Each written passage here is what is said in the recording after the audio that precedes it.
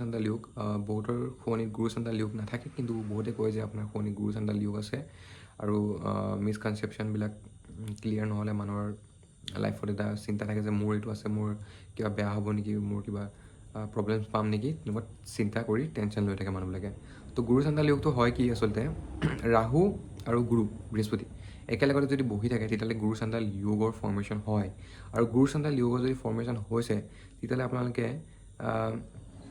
Negativity আৰু পাব মানে পজিটিভিটি, তাৰ দুটা ছাইড আছে, এটা হৈছে নিগেটিভ আৰু এটা আছে পজিটিভ। যদি গুৰু চাণ্ডাল যোগটো যদি আপোনাৰ বৃহস্পতি যদি ষ্ট্ৰং আছে তেতিয়াহ'লে তাক এটা পজিটিভ হিচাপে লোৱা যায়, কাৰণ ৰাহুৱে সদায় এক্সপান্স কৰে আৰু বৃহস্পতি যোনখিনি তত্ত্ব আছে, যোনখিনি তাৰ নলেজেবল, যেনেকৈ নলেজ আৰু লগতে উইজডম সেইবিলাক আছে, সেইবিলাক সি ইনক্ৰিজ কৰিব। ধাৰ্মিক যোনখিনি কেৰেক্টাৰিষ্টিক্স আছে সেইখিনি সি ইনক্ৰিজ কৰিব যদি বৃহস্পতি বলৱান হয় শোৱনিখনত। আৰু ভাল স্থানত যদি নৱম, দশম আৰু একাদশ তেনেকুৱা বা ধৰি লওক আপোনাৰ লগ্ন অধিপতি যদি হয় তেতিয়াহ'লে সেই বৃহস্পতিৰ এফেক্টিভবিলাক বেছি ভাল দেখা যায়।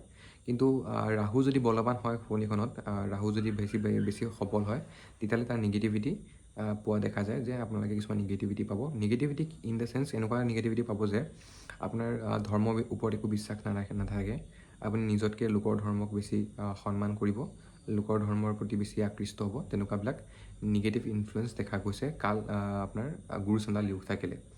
কাৰণ বৃহস্পতি নিজৰ ধৰ্মটো বুজায়, আৰু ধৰি লওক আপুনি তাত যদি ৰাহুৰ নিগেটিভিটি আছে তেতিয়াহ'লে আপুনি নিজতকৈ বেলেগৰ ধৰ্মৰ প্ৰতি বেছি আকৃষ্ট হোৱা দেখা গৈছে।